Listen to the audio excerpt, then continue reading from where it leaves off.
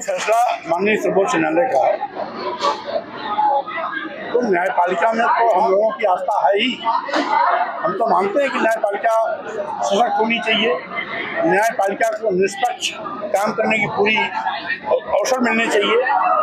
और जिस तरीके से आज सरकार तानाशाही रास्ते पर चल रही है, लोकतांत्रिक मूल्यों को कुचल रही है, देश को बेचने का पाप कर रही है, नौजवानों को बेरोजगार बना रही है, महंगाई पर कोई नियंत्रण सरकार का नहीं रह गया है, किसानों के साथ वादा खिलाफी कर रही है, दूना लाभ लाने का वादा करने वाली सरकार आज तक दूना लाभ को नहीं दिला पाई।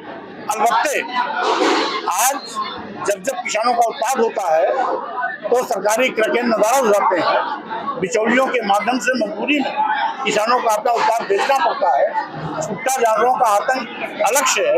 हमने तो देखा मैनपुरी एटा इटावा रात में लोग अपनी खेत को ताकते नजर आते हैं। अगर एक बार तो हमने पूछा भाई टार्च में क्यों चल रहे हो, तो कहा जानवर छुट्टा आते हैं चढ़ जाते हैं इसलिए रखवाई कर रहे हैं। हालांकि आज यहाँ तक कि अभी जो 145 सांसदों को लोकसभा से बाहर का रास्ता दिखाया गया, बाहर किया गया 145 पार्लियामेंट से, ये क्या है? ये लोकतंत्र कुचलने की बात नहीं, तो आखिर है क्या? जो बहस के लिए बनी हो पार्लियामेंट, उस पार्लियामेंट में सरकार बहस से कतराती हो और बहस की मांग करने वालों को सरकार के इशारे पर बाहर कर दिया जाता हो, तो स्वाभाविक रूप से इस सरकार का लोकतंत्र में विश्वास नहीं। यही कारण है कि आज तानाशाही रवैये से सब कुछ मनमाने और तरीके से सरकार अपने प्रभाव में लेके काम कर रही है। आज शिक्षा महंगी कर रही है, हर चीज में, छोटी से लेकर बड़ी चीज सब में जीएसटी छोटी छोटी चीज। और आज जिस तरीके से महंगाई की मार से आम जनता परेशान है, सरकार का उसको नियंत्रण का कोई प्रभाव नहीं। तो कुल मिलाकर के हर मुद्दे पर सरकार फेल हुई है, सरकारी संपत्तियां बेची जा रही है। ये सरकार की असफलता का सबसे बड़ा जीता जागता मिसाल है। स्वामी प्रसाद मंदिर का 22 तारीख को प्राण प्रतिष्ठा हो रही है। कल घंटा जलेबर पे गया था तो केंद्र सरकार के कानून मंत्री एसपी सिंह बघेल साहब का कहना था कि जिन लोगों ने कार सेवकों पे या राम भक्तों पे गोली चलवाई, वो अगर अयोध्या जाना चाहे तो उनका स्वागत है। क्या कुछ कहना चाहेंगे उनके प्यार? एसपी सिंह बघेल जी हमारे बहुत अच्छे साथी रहे हैं, और जिसमें अयोध्या में राम मंदिर पर घटना घटी थी, वहां पर बिना किसी न्यायपालिका के निर्देश के, बिना किसी प्रशासनिक आदेश के बड़े पैमाने पर अराजक तत्वों ने जो तोड़फोड़ की थी, तत्कालीन सरकार ने संविधान की रक्षा के लिए, कानून की रक्षा के लिए, अमन चैन कायम रखने के लिए उस समय जो गोली चलवाई थी, वो सरकार का अपना कर्तव्य था, सरकार ने अपना कर्तव्य निभाया था। रही बात, एसपी सिंह बघेल भी उस समय समाजवादी पार्टी में थे, जिस समय की वो बात कर रहे हैं वो भी समाजवादी पार्टी में थे, जिस समय अयोध्या वाला प्रकरण चला था, इसलिए उनको नहीं बोलना चाहिए। आप जो बयान, जो आप लोग, आपका जो बयान आजकल मीडिया की सुर्खियों में रहता है, जो आप बयान जो आप देते हैं, उसको लेकर के सत्ता पक्ष के लोग कहते हैं कि स्वामी प्रसाद मौर्य तो हिंदू धर्म विरोधी है, देवी देवता को गाली देते हैं।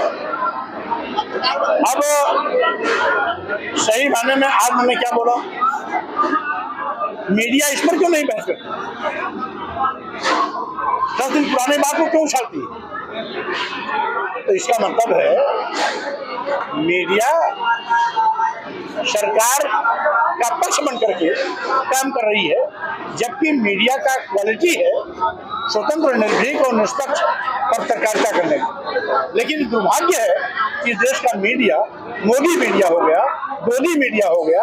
इसलिए आज लोकतांत्रिक तरीके से मीडिया अपनी बात नहीं रख पा रही है, क्योंकि जिन मीडिया के लोगों ने स्वतंत्र, निष्पक्ष, निर्भीक बात रखने की कोशिश की, उनके खिलाफ भी FIR हुई, वो भी जेल गए, वो भी तमाम ऐसे बड़े बड़े पत्रकार को बाहर का रास्ता दिखाया गया, लेकिन फिर भी वो अपने पर अड़े हुए हैं।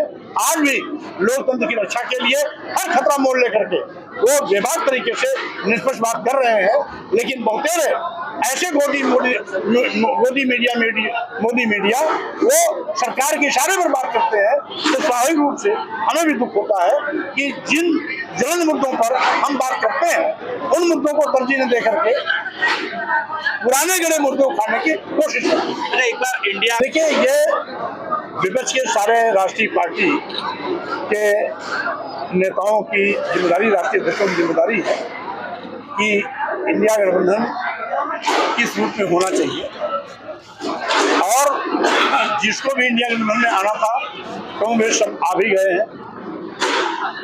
अभी बहुजन समाज पार्टी इंडिया गठबंधन में शामिल नहीं हुई है, इसलिए बहुजन समाज पार्टी क्या करेगी उसके फैसले के विषय में इसका सही उत्तर तो बहुजन समाज पार्टी की सुप्रीमो बहन मायावती जी ही करेंगी।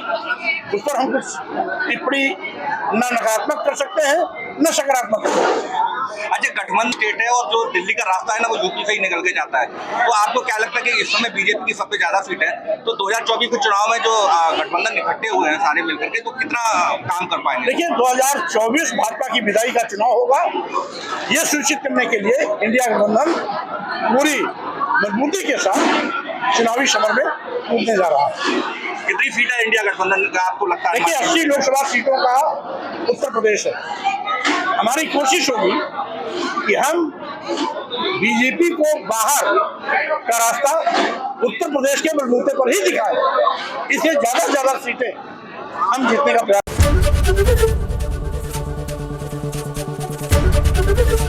एबीपी गंगा, खबर आपकी, जुबान आपकी।